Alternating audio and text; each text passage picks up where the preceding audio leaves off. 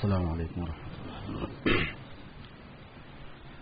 نحمده ونستعينه ونستغفره ونؤمن به ونتوكل عليه ونعوذ بالله من شرور أنفسنا ومن سيئات أعمالنا من يهده الله فلا مضل له ومن يضلله فلا هادي له وأشهد أن لا إله إلا الله وحده لا شريك له وأشهد أن سيدنا ونبينا ومولانا محمدا عبده ورسوله صلی اللہ تعالی علیہ وعلى آلہ وأصحابہ وسلم تسلیما کثیرا اما بعد. برادران اسلام، حضور اکرم صلی اللہ علیہ وسلم کا خاتم النبیین ہونا، آخری نبی ہونا، اس عقیدے کو ذکر کیا جا رہا ہے. اس کے اثرات انسان کی عام زندگی پر بھی ہوتے ہیں اور اس کے اثرات انسانوں میں پائے جانے والے گروپس جو عقیدہ ختم نبوت کے خلاف عقیدہ رکھیں اور پھر اپنے کو مسلمان بتائیں، ان سے بھی گہرا تعلق ہوتا ہے. ہماری اپنی زندگیوں پر اس کا اثر خاص اس طرح سے ہوتا ہے کہ آپ کے خاتم النبیین ہونے کا مطلب یہ ہوتا ہے کہ آپ کی تعلیم ہر چیز میں آخری ہے.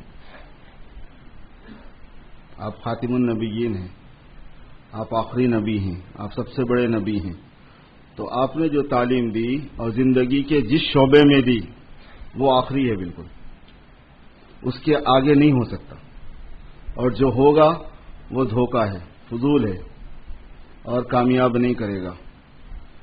مثلا کلچر ہے. حضور اکرم صلی اللہ علیہ وسلم نے ایک کلچر دیا، انسانوں نے آپ کے کلچر کو چھوڑ کر کسی اور کلچر کو اختیار کیا، تو ختم نبوت کا عقیدہ دماغ میں مضبوط نہیں ہے. اس کلچر سے آگے کوئی کلچر ہو نہیں سکتا، وہ نافعیت آ ہی نہیں سکتی، وہ نفع، وہ بہتری، وہ بھلائی، وہ خوبی سوال ہی نہیں پیدا ہوتا. اور اس معاملے میں غیر شعوری طور پر مسلمانوں کا بہت بڑا طبقہ متاثر ہو گیا ہے. ہم کلچر کو دین کا حصہ نہیں سمجھتے، تہذیب و تمدن کو دین کا حصہ نہیں سمجھتے، رہائش اور طرز زندگی کو دین کا حصہ نہیں سمجھتے، بود و باش اور تقریبات اور مظاہرات کو دین کا حصہ نہیں سمجھتے. سب کلچر کے حصے ہیں. یہ خوشی کے مظاہرے کا ایک انداز ہے، غم کے مظاہرے کا ایک انداز ہے.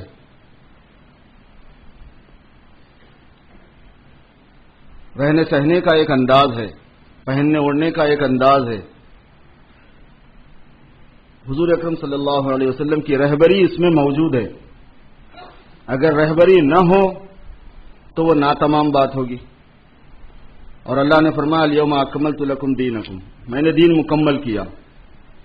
اگر رہبری موجود ہے اور مسلمان اس کو نہیں لیتا ہے تو پھر اس نے خاتم النبیین کو کیا سمجھا؟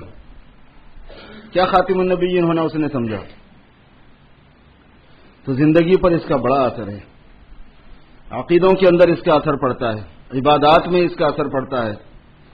عبادتوں میں خاتم النبیین ہونے کا مفہوم یہ ہے کہ آپ صلی اللہ علیہ وسلم نے عبادت کرنے کے جو طور طریق سکھا دیے ہیں اس میں اضافہ نہیں ہو سکتا، اس کو ایڈ نہیں کر سکتے، اس میں کچھ اور آپ اس میں امائنڈمنٹ نہیں ہو سکتا.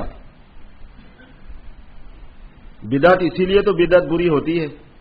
بدعت کا جو تقابل کرتے ہیں سنت کے ساتھ وہ اسی وجہ سے کہ آپ خاتم النبیین ہیں. جب آپ خاتم النبیین ہیں تو نیکی کا کوئی طریقہ آپ ایسا اختیار نہیں کر سکتے جو حضور صلی اللہ علیہ وسلم کے بتائے ہوئے کے برخلاف ہو جائے. نیکی کا طریقہ، بدعت میں برائی نہیں کی جاتی، کچھ بدعت میں چوری نہیں ہوتی، بدعت میں ڈاکہ نہیں ہوتا، لوٹ مار نہیں ہوتی، بے خودگی نہیں ہوتی، بدتمیزی نہیں ہوتی. بدعت ان نیک کاموں کو کہتے ہیں جو صورتاً نیک ہیں، جو صورت کے اعتبار سے بھلے ہیں، اس میں فائدہ لگتا ہے، مصلحت معلوم ہوتی ہے، وہ اس میں یہ فائدہ ہے، ایسا کرنا چاہیے، اس میں یہ فائدہ ہو سکتا ہے. مگر علماء نے اس کی باریکی کو دیکھ کے اس پہ حکم لگا دیا بدعت ہے بلکہ. اور بدعت کا حکم علماء کا لگایا ہوا معتبر ہے، جہلاء کا نہیں، سلفیوں کا نہیں. سلفیوں کا بدعت کا فتویٰ معتبر نہیں ہوتا اس معاملے میں، علماء کا بدعت کا فتویٰ معتبر ہوتا ہے۔ علماء نے اگر کسی چیز کو بدعت کہا تو وہ اس بات کو انالائز کرتے ہیں، تجزیہ کرتے ہیں کہ حضور صلی اللہ علیہ وسلم کے عمل میں یا آپ کے ارشاد میں یا آپ کے ارشادات کی روشنی میں یہ چیز بیٹھ سکتی ہے نہیں بیٹھ سکتی۔ اگر وہ اس میں سے نکلتی ہے تو پھر اس پر حکم لگا دیتے ہیں کہ یہ بدعت ہے۔ وہ کیوں؟ وہ اس لیے ہے کہ عبادت میں آپ اپنی طرف سے اضافہ نہیں کر سکتے، چونکہ آپ خاتم النبیین ہیں، آپ آخری نبی ہیں۔ اگر بدعت کو ایکسپٹ کر لیا جائے تو اس کا مطلب یہ بنتا ہے کہ یہ بھی اچھی چیز تھی مگر پیغمبر صلی اللہ علیہ وسلم نے سکھائی نہیں، آپ کو سکھانا چاہیے تھا مگر آپ نے نہیں سکھائی، یا ایسی اچھی چیز ہے کہ آپ کے زمانے میں نہیں کھلی، ہمارے زمانے میں کھلا اس کا نفع، انا للہ و انا الیہ راجعون۔ بہت بری بات ہو جاتی ہے، بے ادبی ہے سرکار کی شان میں۔ یہ بدعت کیا ہے؟ بے ادبی ہے حضور کی شان میں۔ وہ کیوں؟ عبادات میں خاتم النبیین ہیں آپ صلی اللہ علیہ وسلم، آخری نبی ہیں آپ۔ معاملات میں آخری نبی ہیں آپ۔ جو آپ نے ڈیل کرنے کے طور طریقے، خرید و فروخت کے طور طریقے، اور سود کا جو نظام، رشوت کا جو نظام، غل اور غش کا جو نظام، لوگوں کے ساتھ دھوکہ کرنے کا جو نظام، کاروبار کے طریقوں میں جو آپ نے احکام دے دیے ہیں، اس کے اندر اضافہ نہیں، کمی بیشی نہیں کی جا سکتی، ویسے ہی کرنا پڑے گا آپ کو۔ وہ شرعی کمپلائن کرنے والی جو بات ہوتی ہے نا، وہ اصل اسی کی کوشش ہوتی ہے کہ اس کو سمیٹ کے اس رینج میں لاؤ جو آپ صلی اللہ علیہ وسلم نے فرمایا ہے۔ شرعی کمپلائن کرنے کا یہی مطلب ہوتا ہے۔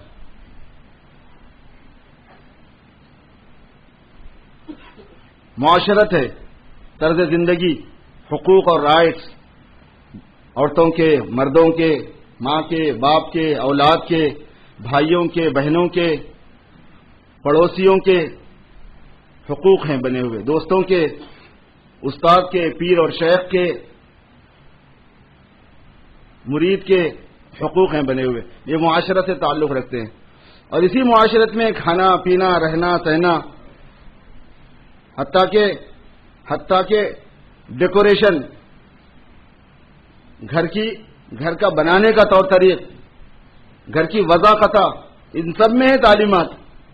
ہم لوگ غور ہی نہیں کرتے اور پوچھتے نہیں، اس واسطے جو ہے نا ہمارے کنٹریکٹر بھی جیسے پہلے ویسا بنا دیتے ہیں، بہترین سے بہترین مکان بناتے ہیں، ایک وضو کرنے کو جگہ بھی نہیں رہتی، ٹانگ اٹھاؤ اپنا وضو کرو، جب بھی وضو کرنا ہے یہ پوری ٹانگ اٹھاؤ۔ اب یہی پتہ نہیں چلتا کہ وضو رہا بھی یا ٹوٹ گیا۔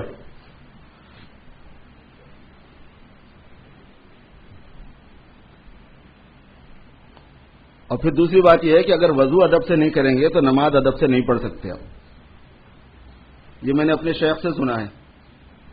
ایک مرتبہ ہم مدرسے میں پڑھنے کے زمانے میں وہ جو پمپ ہوتا ہے نا اپنے پاس پانی کا، آج نہیں ہے اتنی گرمی ہے، تھوڑی بہت نہیں، زیادہ نہیں، وہ جو پمپ سے ایک مرتبہ میں وضو کر رہا تھا، ہمارے شیخ پیر و مرشد حضرت مولانا مسیح اللہ خان صاحب رحمۃ اللہ علیہ وہ ادھر دوسری طرف سے آئے، مجھے ہاؤس پہ پمپ پہ وضو کرتے ہوئے دیکھ کے فرمایا ایسے وضو کرو گے تو نماز بھی پھر ایسے ہی ہوگی، جیسے وضو ویسی نماز۔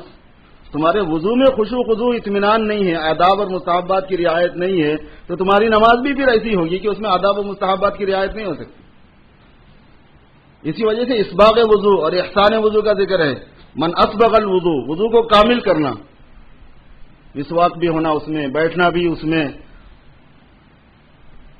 سنتوں کا اہتمام ہونا، دعاؤں کا اہتمام ہونا، ایک ایک عمل کو 3 مرتبہ کرنا، پانی ضرورت سے زیادہ نہیں پھینکے جانا۔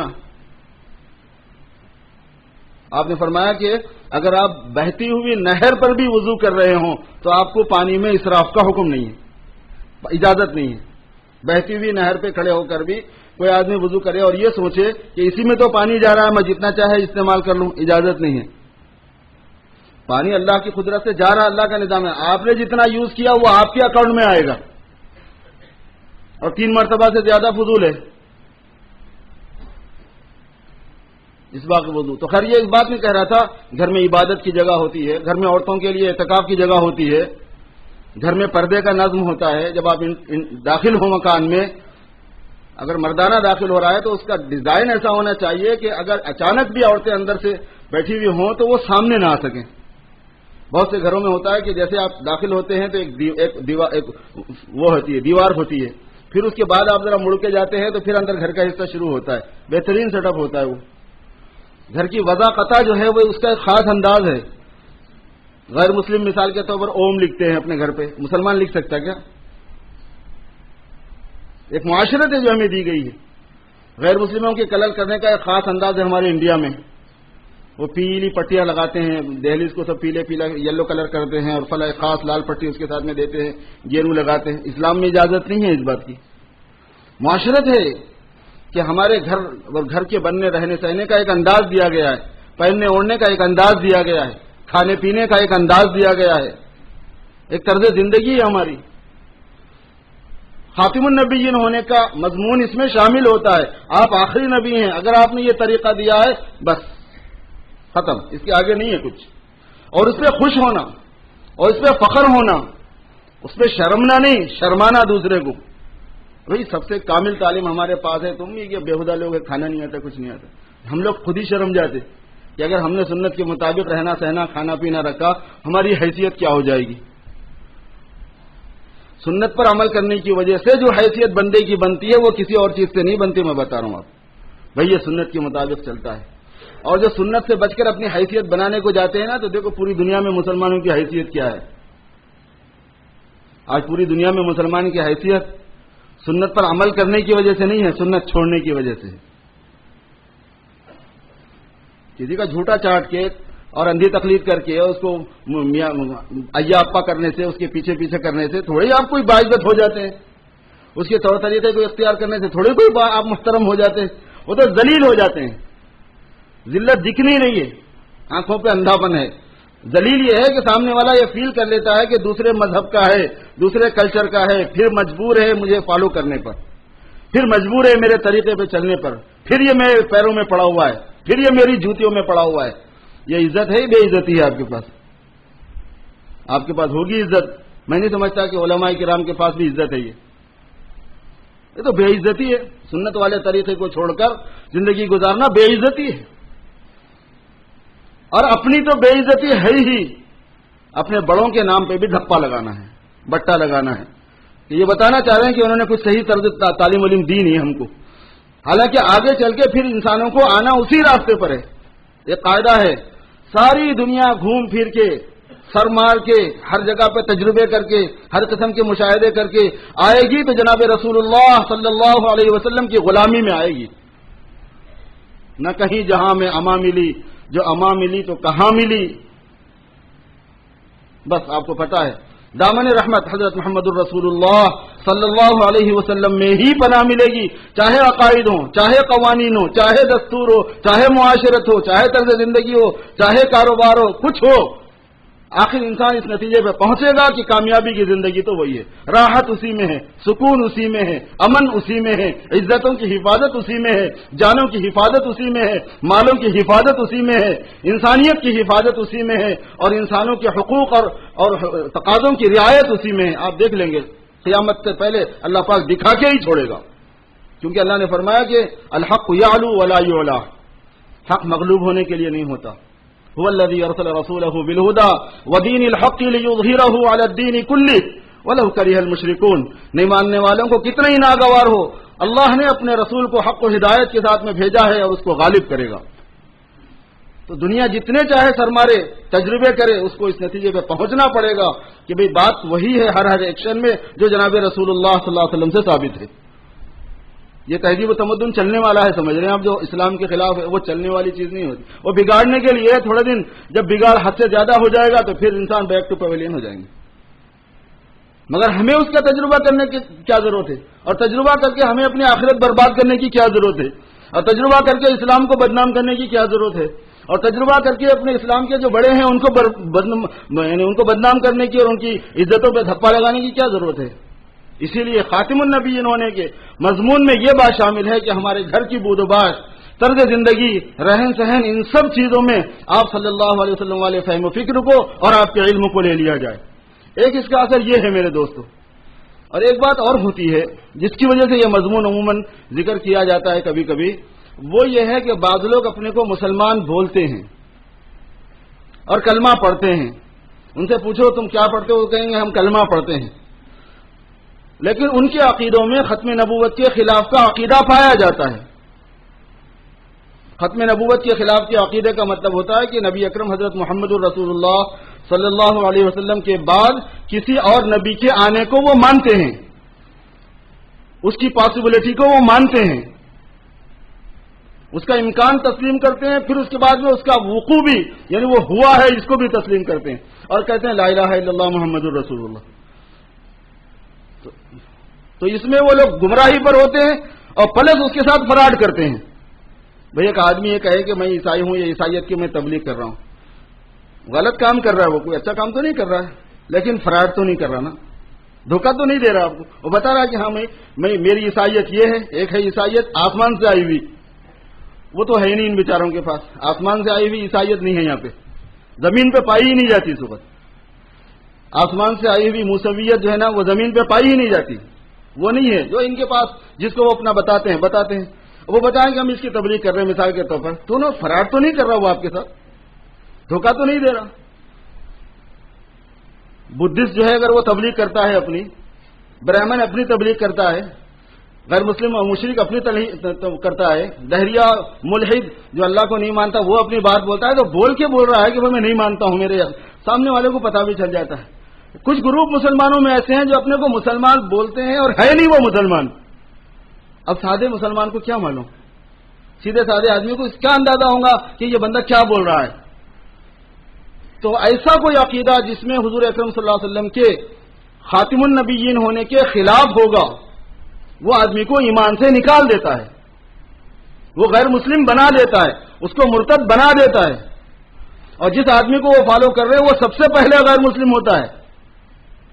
ایک آدمی نے خدا یعنی جس میں یعنی نبوت کا دعویٰ کرنے والوں میں جو لوگ گزرے ہیں، حضور نے فرمایا میرے بعد 30 جھوٹے دعویٰ کرنے والے نبوت کے آئیں گے اور سب کے سب جھوٹے ہوں گے۔ یہ آپ نے پیشین کو ہی فرما دی ہے کہ 30 جھوٹے مدعیان نبوت آئیں گے، بولیں گے کہ ہم نبی ہیں اور وہ جھوٹے ہیں، حضور نے خود فرما دیا ہے۔ تو وہ جو بولنے والا ہوگا اس طرح کی بات، وہ سب سے پہلا کافر ہے، وہ اس میں وہ تو اسلام سے نکل چکا ہے، اس پر خدا کی لعنت ہے، پھٹکار ہے۔ ختم نبوت کا انکار کرنے کے بعد میں پھر خدا کی رحمت کا کیا سوال پیدا ہوتا ہے؟ تو یہ اس دھوکے سے مسلمانوں کو واقف کروانا ضروری ہوتا ہے، اور مسلمان اس معاملے میں بہت کیئرفل ہونا اور کاشن میں رہنا ضروری ہے۔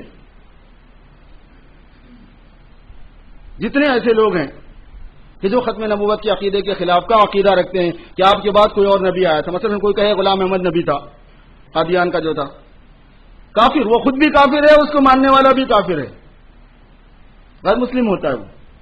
کیوں؟ اس واسطے کہ ختم نبوت کا عقیدہ قرآن پاک میں ہے، قرآن جھوٹا ہے یا وہ جھوٹا ہے؟ قرآن جھوٹا ہو سکتا ہے؟ حدیثوں میں موجود ہے، یا حدیث جھوٹی ہے یا وہ جھوٹا ہے؟ حدیث جھوٹی ہو سکتی ہے، وہی جھوٹا ہے۔ اور 200 سے زیادہ دلیلیں ہیں قرآن اور حدیث میں حضور صلی اللہ علیہ وسلم کے خاتم النبیین ہونے کی، آخری نبی ہونے کی، 200 سے ایک دلیل بس ہے دعوے کے واسطے۔ بھئی یہ گھر میرا ہے، کیا ثبوت ہے اس کا؟ یہ ثبوت ہے کہ میں نے خریدا ہے، ایک دلیل بس ہے۔ اللہ نے جو قرآن پاک میں جو باتیں فرمائی ہیں اس میں ایک دلیل کافی ہے، لیکن بعضی چیزیں ایسی ہیں کہ اللہ نے بار بار مختلف انداز سے، مختلف طریقوں سے ایسا مؤکد اور مبین اور مبرہن فرما دیا تاکہ لوگوں کو خلجان نہ رہے، کسی قسم کا اندھیرے میں نہ رہیں، دھوکے میں نہ رہیں۔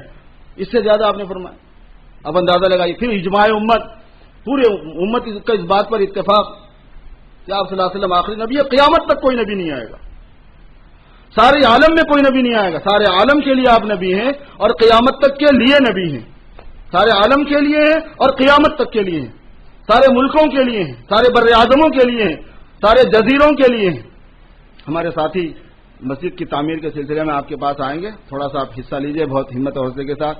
یہ اعلان میں اس لیے کر رہا ہوں کہ آج چھٹی کا دن ہونے کی وجہ سے ہو سکتا ہے کہ کچھ احباب دور دور سے آئے ہوئے ہوں، ادھر سے ادھر سے، ان کو پتہ نہ ہو کہ یہ کیا کر رہے ہیں۔ تو ویسے ڈبے دیکھ کے تو سمجھ میں آ جاتے ہیں، لیکن بعض اوقات سوچنے میں بندہ آگے نکل جاتا ہے، اس کو بلا لیجئے واپس اگر آپ پیسے نکالنے میں دیر کر چکے ہوں تو۔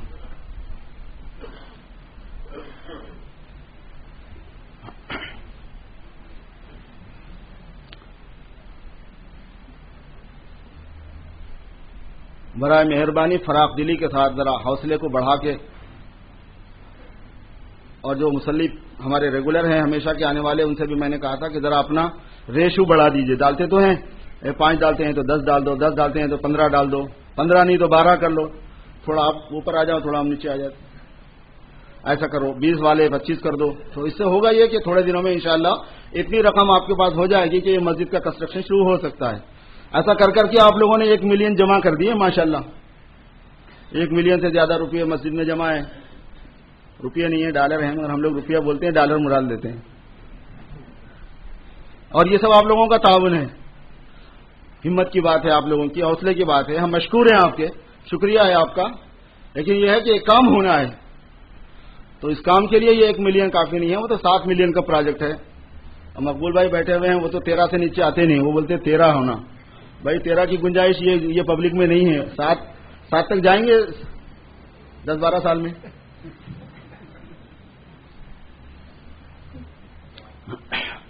خیر میں یہ عرض کر رہا تھا میرے دوستوں بزرگوں کہ یہ چیز ایسی ہے کہ بہت سے گروپ پائے جاتے ہیں اور وہ اپنا کام کر رہے ہیں اور لوگوں کو غیر مسلم بنا رہے ہیں اسلام کے نام پہ۔ جو آدمی ان کے عقیدے سے متاثر ہو کے ان کو فالو کرے گا اور اپنے آپ کو احمدی کہے گا، احمدی کہلاتے ہیں وہ لوگ اپنے آپ کو، جو اپنے آپ کو احمدی کہلانے لگے گا وہ غیر مسلم ہو جاتا ہے، اس کی بیوی اس کے نکاح سے نکل جاتی ہے، اس کے پڑھی ہوئی ساری نمازیں سارے روزے بیکار ہو چکے ہیں، اگر وہ اس حالت میں مرے گا تو ہمیشہ کے لیے جہنم میں جائے گا اور کبھی بھی جہنم سے نہیں نکل سکتا۔ یہ سب قرآن پاک میں جو کافر اور مشرک کے لیے باتیں ہیں وہ ساری باتیں آپ کو سنائی جا رہی ہیں، وہ اپلائی ہوتی ہیں 100%۔ صرف اس کے لا الہ الا اللہ محمد رسول اللہ پڑھنے سے یہ نہیں کہیں گے کہ وہ مسلمان ہے، چونکہ یہ پڑھ کے وہ اس کو جھٹلا رہا ہے اپنے عقیدے میں۔ ایک آدمی لا الہ الا اللہ پڑھے پھر اس کے بعد کہے کہ نہیں میں جو بولا تھا میں جھٹلا رہا ہوں اس کو، تو وہی تھوڑے اس کا پڑھا ہوا معتبر ہوگا۔ شادی کے واسطے جیسے بچے اپنے پاس بچے کو پکڑ کے لائے، گھیر گھار کے اس کو کلمہ پڑھا دیا، اس کو نکاح کر لیا، بچی نے بچے کو گھیر لیا، اس کو کلمہ پڑھا دیا، نکاح کر لیا۔ اب وہ بعض مرتبہ تو نہیں بھی جاتے ہیں، چل جاتی ہے چیز آگے تک، ٹھیک ٹھاک لیتے ہیں، اور بعض مرتبہ وہ کہتا ہے آئی ڈونٹ بلیو، وہ میں جا رہا ہوں چرچ کو، وہ میں جا رہی ہوں چرچ کو۔ اب تھوڑی وہ مسلمان رہیں گے کہ ایک مرتبہ پڑھ چکے ہیں وہ یا بول چکے ہیں لا الہ الا اللہ محمد رسول اللہ۔ تو جیسے لا الہ الا اللہ محمد رسول اللہ کی گواہی دینے کے بعد اس کے تقاضوں پر، اس سے لازم ہونے والی باتوں پر، اللہ کی کتاب ہے، کتاب کی ہر بات ماننا پڑے گا، اللہ کے رسول ہیں، رسول کی ہر بات ماننی پڑے گی، فرشتے ہیں، فرشتوں کا نظام ماننا پڑے گا، تقدیر ہے، تقدیر کا نظام ماننا پڑے گا، اللہ اور اللہ کی ذات و صفات ہے وہ ماننی پڑے گی، بعد الموت ہے وہ ماننی پڑے گی، جنت و جہنم ہے وہ ماننی پڑے گی، اور اس میں پھر عذاب قبر اور ثواب قبر ہے وہ ماننا پڑے گا، حساب کتاب ہے اعمال کا وہ ماننا پڑے گا، حضور صلی اللہ علیہ وسلم کا ساری انسانیت کے لیے مبعوث ہونا ہے وہ ماننا پڑے گا، آپ آخری نبی ہیں وہ ماننا پڑے گا، کیونکہ اگر آپ کو آخری نبی نہیں مانتے ہیں تو پھر ساری انسانیت کے لیے رحمت للعالمین کیسے ہوں گے آپ؟ جو نبی ہوتا ہے وہ اس کی بات ماننی ضروری ہوتی ہے، جو نبی ہوتا ہے اس کی بات ماننی ضروری ہوتی ہے، نہیں ماننے کی صورت میں وہ جہنم میں جاتا ہے۔ حضور صلی اللہ علیہ وسلم کے بعد کوئی ایسا شخص آئے کہ حضور سے ہٹ کر اس کی ماننی ضروری ہے، اگر نہ مانے تو جہنم میں جائے گا، سمجھ میں آنے والی بات ہے۔ اور اگر کوئی کسی کی عقل اس کو مان لیتی ہے تو پھر حضور صلی اللہ علیہ وسلم کافۃ للناس کہاں سے ہوئے، ارسل الی الخلق کافہ کہاں سے ہو گئے، رحمت للعالمین کہاں سے ہو جائیں گے؟ کتنی بڑی بات لازم آتی ہے۔ اس وجہ سے اس قسم کی جو بات چلائی جاتی ہے بہت ہوشیاری سے ویب سائٹوں پر چلتی ہے، ترجمے قرآن کے ہو گئے ہیں، قرآن پاک کے مسجدوں میں لا کے ترجمے رکھ دیتے ہیں لوگ، اور اسی طریقے پر مختلف قسم کے لٹریچر لوگوں کے گھروں تک پہنچ جاتے ہیں۔ سب میں کیئرفل رہنا ضروری ہے، اور ہمارے بچے ان کو اندازہ نہیں ہوتا ان کو بتا دینا چاہیے، ان کو سمجھا دینا چاہیے کہ بیٹے یہ چیز ایسی ہے، گھر میں لکھ کے لگا دینا بعض مرتبہ، اگر یہ اندیشہ ہو کہ ایسی چیز چل رہی ہے، چونکہ اس میں فراڈ کرتے ہیں لوگ، کھلا عیسائیت کی تبلیغ کرنے والا الگ ہے، اس کی تبلیغ کرنے والا الگ ہے، وہ اپنے آپ کو مسلمان ہی بتائے گا، وہ آپ کے ساتھ نماز بھی پڑھ لے گا، وہ کلمہ پڑھ کے آپ کو سنا دے گا، آپ کو اس کے بعد آپ کو بیوقوف بنا دے گا۔ تو اس وجہ سے کیا ہے، ایسے یہ ایک ہی گروپ ہے ایسی بات نہیں ہے، کئی گروپ ہیں جو پوری دنیا میں انسانوں میں کام کر رہے ہیں، اور یہ دشمنوں کے پروردہ ہوتے ہیں، کیونکہ اس سے مسلمانوں میں انتشار ہوتا ہے اور بے شمار فوائد اس کے ذریعے سے دشمنوں کو حاصل ہوتے ہیں۔ اس وجہ سے ایسی چیز میں ہمارا اپنا پازیٹیو جو عمل ہے وہ تو ضروری ہے کرنے کا، وہ یہ کہ جناب رسول اللہ صلی اللہ علیہ وسلم خاتم النبیین ہیں، آخری نبی ہیں، ساری انسانیت کے لیے، ساری قیامت تک کے لیے، ساری دنیا کے لیے، زندگی کے ہر شعبے کے لیے، ہر اعتبار سے آپ کامل ہیں اور ہر اعتبار سے آپ خاتم ہیں اور ہر اعتبار سے آپ جامع ہیں۔ اللہ تعالیٰ نے سرکار دو عالم صلی اللہ علیہ وسلم کے بارے میں فرما دیا، ما کان محمد ابا احد من رجالکم ولکن رسول اللہ وخاتم النبیین وکان اللہ بکل شیء علیما۔ اللہ تعالی ہم سب کے عقیدوں کی بھی حفاظت فرمائے اور ہمارے اسلامی زندگی کی بھی حفاظت فرمائے. جنہوں نے سنتیں نہیں پڑھی ہیں وہ سنتیں پڑھ لیجیے.